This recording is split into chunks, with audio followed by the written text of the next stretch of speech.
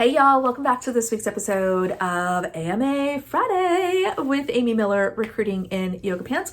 I have lost track of how many times I have tried to record this week's video. I'm struggling. I'm struggling bad because the last thing I want to do is create any more drama. But this is too important to not talk about. I shared a post recently. There was a public post on LinkedIn that basically amounted to bribery, in my opinion, and you're not going to change my mind, so please don't bother, where a career coach talked about a situation they were allegedly familiar with, where a job seeker allegedly, because who the hell knows? This LinkedIn urban legend bullshit that gets spread around, I don't even know what to believe anymore. Anyway, the story as it was told to me. Job seeker didn't get the job they wanted to follow up with the hiring manager, wanted to stay top of mind with this person in authority, this person in a position to make an offer. Followed up with this person, wanted to keep in touch. The next time a role opens up, here's a $20 gift card to Starbucks, coffee's on me, so we can talk about it.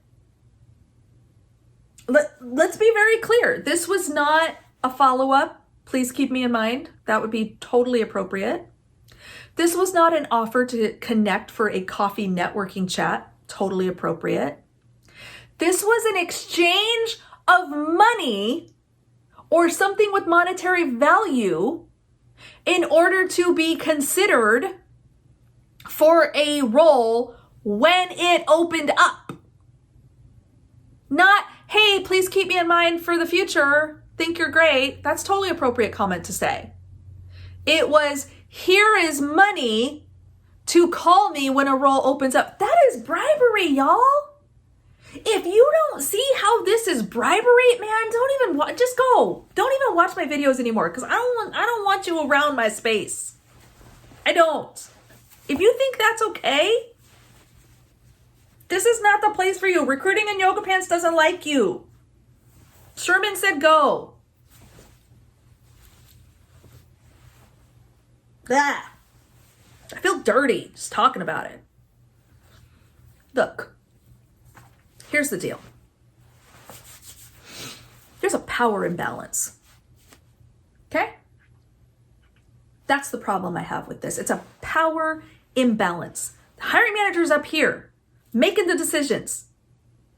The job seeker's down here trying to send money in order to get the hiring manager to do what they want. I am not upset in the slightest with the job seeker in this situation. I understand as well as anybody that feeling of desperation, that feeling of just utter crushing disappointment when you don't get the job that you wanted. I have been down to my last penny, literally, not sure how I was going to feed my kids. I've seen hard times. I've been desperate, and I probably would have thought at previous times, dark times in my life, a little bribery, if that's what it takes, I'll do it. I know that feeling. And I'm begging you, y'all, please, let's find a different way. And that's why I'm talking about this. That's why I've been yelled at. I've been, just people trying to tag my employer and try to get me in trouble. And, people say, oh, well, you didn't earn that top voice award. Just people are just ugly on the internet, because I'm standing against this horrible practice.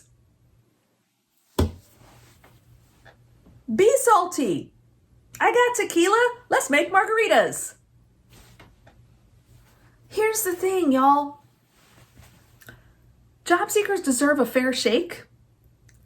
And job seekers also deserve some honest, tough truths about the appropriate way to stand out. And that's what I'm going to get to. Okay. I'm going to leave this alone. I don't want to revisit it. I'm just going to get mad. I'm on take 712 because I'm so annoyed by this whole thing.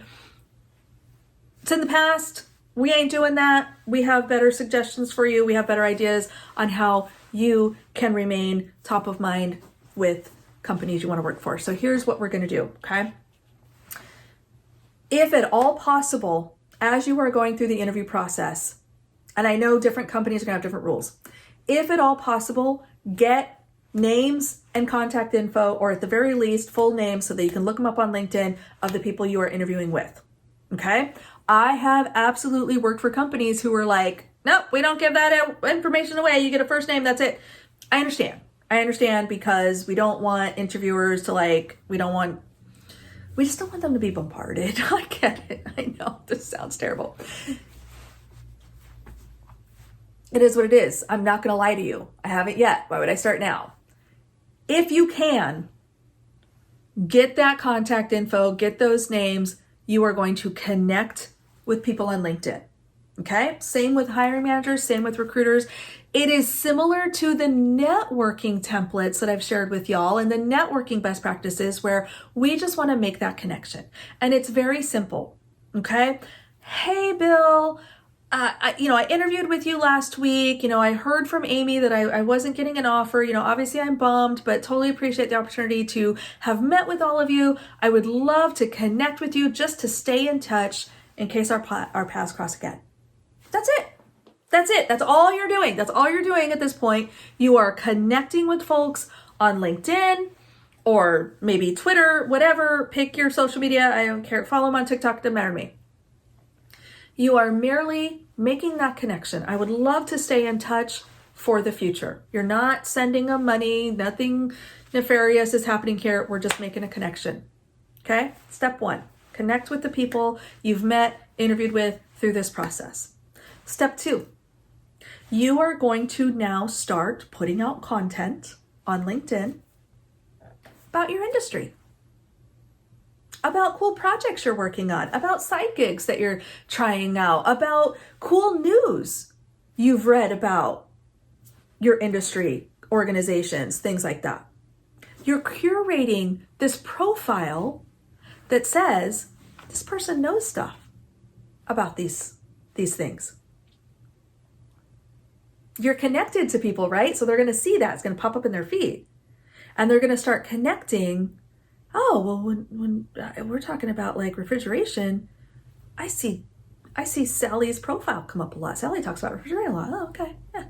And you're planting these subconscious seeds. Okay? You're engaging. You've connected. You're curating content. Now you're engaging.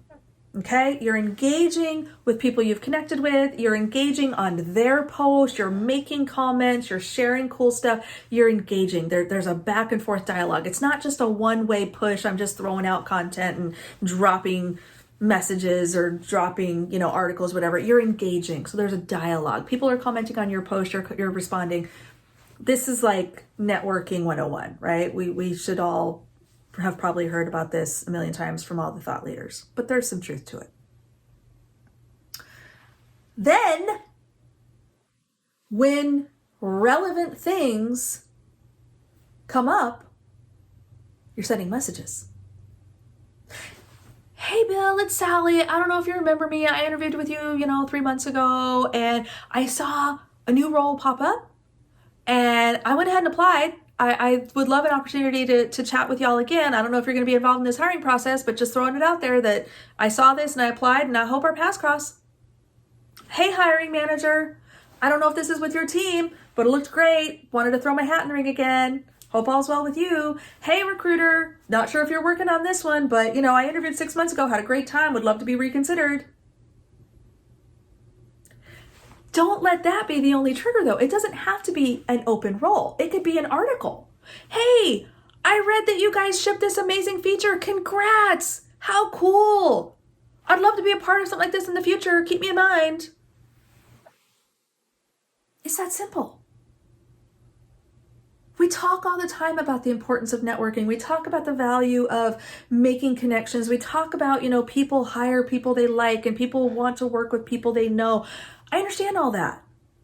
And you can do these things and you can stay top of mind and you can build relationships and you can share content and ideas and articles and perspectives without paying for someone's attention. I'm not going to let that go, y'all. I don't care who's mad about it. I really don't care. This is how much it bothers me that we are actually out here telling people that it is appropriate to bribe a hiring manager. I just cannot express to you how gross I think that is. Sorry. No, I'm not sorry. Scratch that. I'm not sorry at all. I think it's disgusting and you shouldn't be telling people to do that. And if you are a job seeker and if you are just banging your head against a wall and nothing is working, I want you to let me know. Drop a comment down below. Send me an email. I'm trying to keep up with my email, y'all. It's really hard. But I get it. I get it that this is hard and uncomfortable and feels weird and you want to be creative and you want to do things that are going to make you stand out. I am begging you, please don't do something that will harm your reputation. Okay, there was a lot of discussion around this. I've had private discussions with people in HR. I even talked to an employment lawyer about this, and it is unanimous, y'all. This is a bad idea. Bad idea.